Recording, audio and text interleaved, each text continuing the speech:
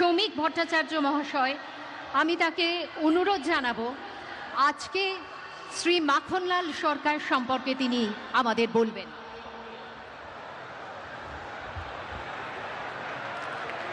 শিলিগুড়ি নিবাসী শ্রী মাখনলাল সরকার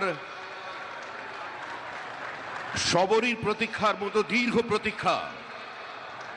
ভারত কেশরী ডক্টর শ্যামাপ্রসাদ মুখার্জি, যিনি ভারতের সংবিধান এবং ভারতবর্ষের অখণ্ডতার জন্য এই বাংলায় জন্মগ্রহণ করে নিজের প্রাণ দিয়েছিলেন, যাকে কাশ্মীরের জেলে রহস্যজনকভাবে কার্যত খুন করা হয়েছিল, এবং তার সেই যাত্রার যিনি সহযোগী ছিলেন, সেই মাখনলাল সরকার ৯৭ বছর বয়স হয়েছে তার, তিনিও আজকের দিনে আমাদের এখানে এসে উপস্থিত হয়েছেন।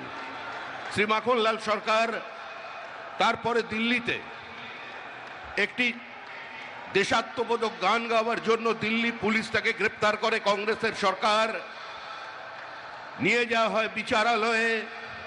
বিচারপতি বলেন তার উকিলের পরামর্শে যে ক্ষমা চান, আপনার মুক্তি দেব।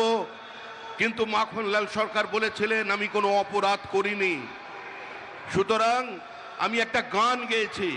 বিচারপতি বলেন তাহলে আপনি গানটা গেয়ে শোনান। সেদিনের অপ্রাপ্তবয়স্ক মাখনলাল সরকার সেই গানটি গেয়ে শোনান, এবং তারপর বিচারপতি নির্দেশ দেয় দিল্লি পুলিশকে যে একে ফার্স্ট ক্লাস কামরা করে এর বাড়ি পর্যন্ত পৌঁছে দাও এবং 100 টাকা দাও রাস্তায় যাতায়াতের জন্য। আজকে সেই মাখনলাল সরকার আমাদের মধ্যে আছেন, প্রধানমন্ত্রী তাকে সম্বোধন করবেন। माखनलाल सरकार जो श्यामा प्रसाद मुखर्जी की अंतिम यात्रा का उसका साथी रहे हैं, आज हमारा मंच पे उपस्थित है। हमारा बुजुर्ग